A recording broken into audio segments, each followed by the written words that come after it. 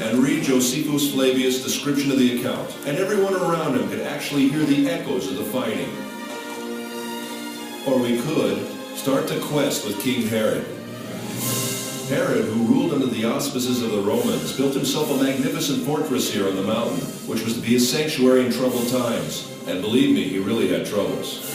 Herod, like any other king, built his palaces to the highest standards of his day.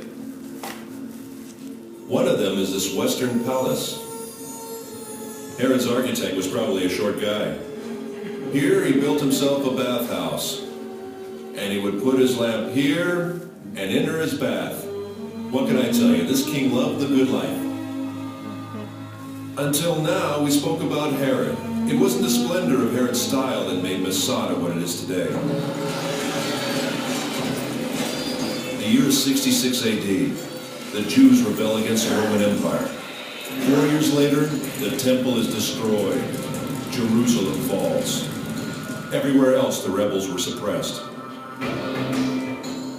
Masada is the last stronghold where there are still Jewish rebels. And believe me, they didn't need Herod's palaces. The rooms in the wall were divided and used as living quarters. They lived from food in the storerooms, and they drank water from the cisterns, kindly left behind by Herod long ago. Right from the beginning of the excavations, signs of the rebels were found elsewhere, in the palaces, in the ritual baths, and in particular in the wall. The deepest experience I went through in Masada was when they found in this particular room the first piece of scroll. To see Hebrew letters coming out of the ground, the same letters which are used until today. Later, more fragments of scrolls were found. One I found with my own hands, but the first experience is unforgettable.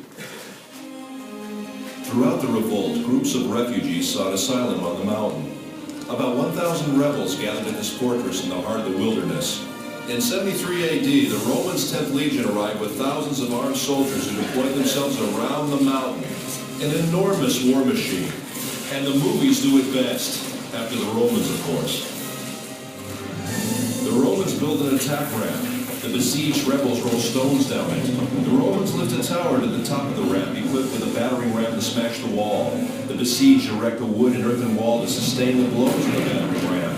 The Romans burn it, but the wind almost burns their own tower.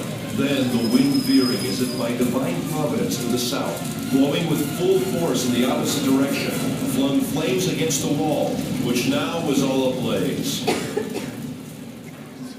And in the evening, when the wall was burnt and breached, the Roman army returned to its camps, assured that the whole affair would be over by morning. But Eleazar had ideas of his own. This is it, the last night. My friends, we've reached the climax of the drama. However, unlike the movie, here apparently the events actually took place. And here at Masada, men with families were forced to decide slavery or death. Eleazar had no doubts, but he had yet to convince his comrades in arms. Ladies and gentlemen, the speech of Eleazar.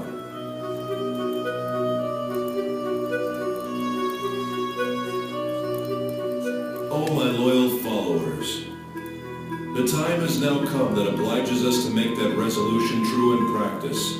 Let our wives die before they are abused, and our children before they have tasted of slavery, and preserve ourselves in freedom as an excellent funeral monument for us, as we have preferred death before slavery. Once Ega el-Yadin was asked what was the most important artifact he found on Masada. Dozens of priceless objects were found here, he answered, but if I must point to one find, it would be these ostraka. These potsherds. These may be the lots that I'm holding now. Potsherds on which the rebels wrote their names. 10 men who were chosen were the only ones who remained. Their equipment had already burned, and each of them had already killed his wife and children. Then they drew the lots. Who would kill the 9th man and fall on his own sword? And in the morning the Romans arrived, and besides 2 women and a few children, everyone was dead.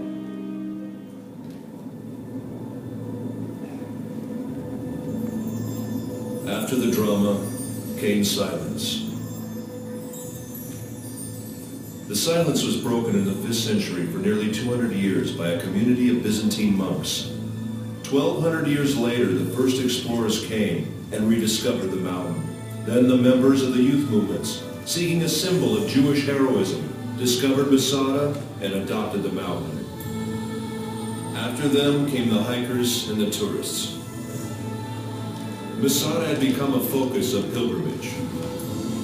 Professor Netzer, what do you really think about the act of courage that ended in suicide? Maybe it's the utmost courage to prefer death to a life of slavery. So it's death or freedom? Yes, death as a free man or slavery in the hands of the Romans. Which choice would you make? No matter what, Masada has become a symbol of staunch resistance against a fierce enemy.